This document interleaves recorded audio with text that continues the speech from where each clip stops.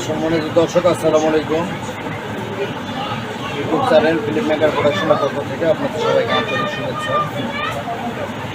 তো film maker প্রোডাকশনে আপনারা এখন পর্যন্ত যারা কাজ করেছেন সবাইকে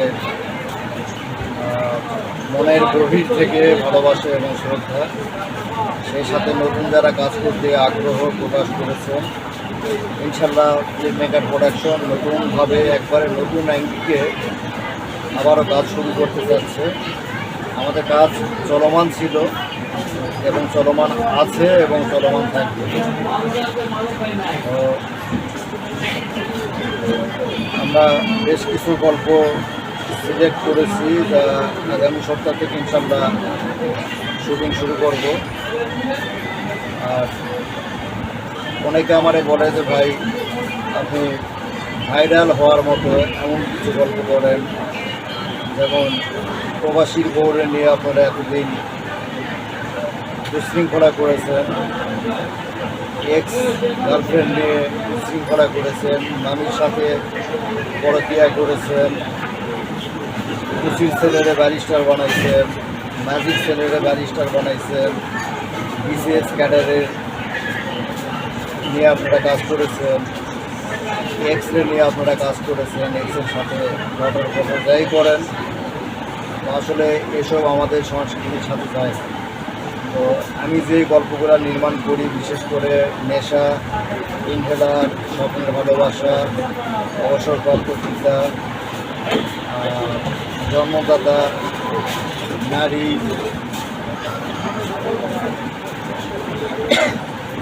এ ধরনের বেশ কিছু নাটক আছে আমার চ্যানেলে ফিল্ম মেকার প্রোডাকশনে।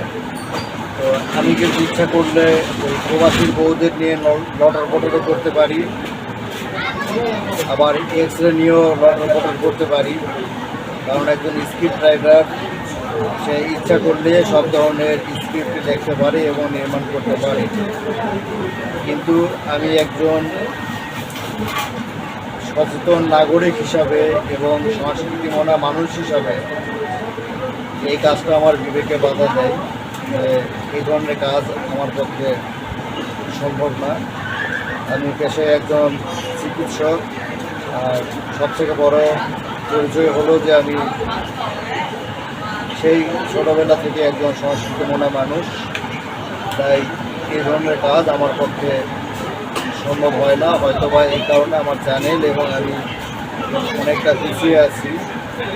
তবে আমি ইনশাল্লাহ আপনাদেরকে কথা দিতে পারি যে ওই ধরনের বাজে কোনো কন্টেন্ট, বাজে কোনো নাটক আমি নির্মাণ করবো না, যা আমাদের দেশের সংস্কৃতির সাথে কোনোভাবেই যায় না। কারণ মামির সাথে পরকীয়া করা যায় না।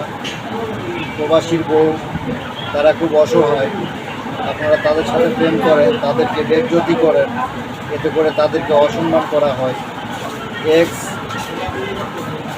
বলতে আপনারা যারা বুঝান যে এক্স প্রেমিকা, প্রেমিক, তাদের সাথে আপনারা উল্টাপাল্টা কাজ করেন, এই বিষয়টা আসলে আমাদের দেশের সংস্কৃতির সাথে যায় না। আর আমাদের দেশের কিছু উচ্চ শিক্ষিত, উচ্চ রুচিবান মানুষ আছে যারা এই ধরনের কাজকে সাপোর্ট করে। কিন্তু আমার প্রশ্ন হচ্ছে যে এই সাপোর্ট আপনারা কতদিন ধরে রাখতে পারবেন?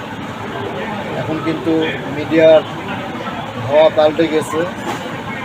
এখন এই যে মামির সাথে পরকীয়া করবেন, প্রবাসীর বউয়ের সাথে প্রেম করবেন, প্রবাসীর বউরে প্রেগনেন্ট করবেন, মুচির ছেলেরে ব্যারিস্টার বানাবেন, মাঝির ছেলেরে ব্যারিস্টার বানাবেন, বিসিএস ক্যাডারের বউরে এই করবেন সেই করবেন, ভাই এসব এখন মানুষ খায় না।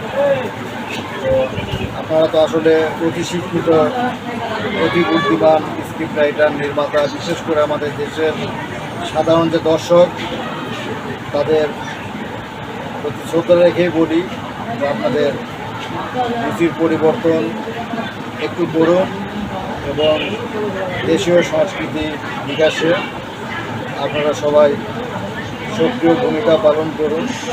কারণ খারাপ সারা জীবনই খারাপ, আর ভালো সারা জীবনই খারাপ।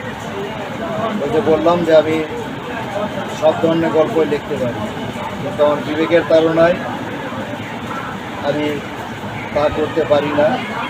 তো আশা করি আমাদের ইউটিউব চ্যানেল ফিল্ম মেকার প্রোডাকশনের সাথে আপনারা থাকবেন এবং আপনাদের রুচির পরিবর্তন ঘটাবেন, আর সেই সাথে বাংলা সংস্কৃতিকে আপনারা অনেক দূর এগিয়ে নিয়ে যেতে সাহায্য করবেন। কারণ এক দেশের সংস্কৃতি সে দেশের পরিচয় বহন করে বহির্বিশ্বে, এবং বর্তমান যে ইউটিউব বা ফেসবুক বা অন্যান্য যে সামাজিক মাধ্যমগুলো আছে তা শুধু বাংলাদেশের মধ্যে সীমাবদ্ধতা না, এর পরিধি সারা বিশ্ব জুড়ে।